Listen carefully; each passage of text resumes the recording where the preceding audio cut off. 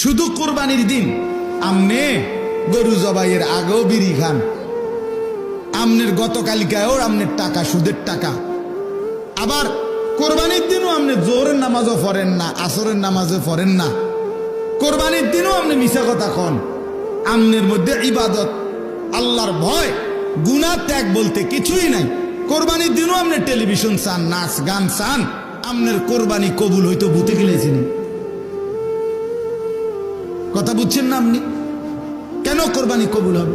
আপনি কোরবানি কবুল হওয়ার জন্য ব্যবস্থা নিছেন কি?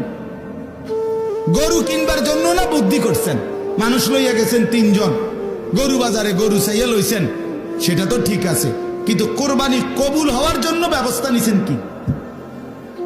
কোরবানি কবুল হওয়া, গোশত খাওয়া আর কবুল হওয়া এক কথা না। জবাই হওয়া আর কবুল হওয়া এক কথা না। জবাই তো প্রতিদিনে হয়, যে কেউ জবাই করিলেই তো গরু জবাই হবে, কিন্তু জবাই আর কবুল তো এক কথা না। গোশত খাওয়া আর কবুল হওয়া তো এক কথা না বাপ। অতএব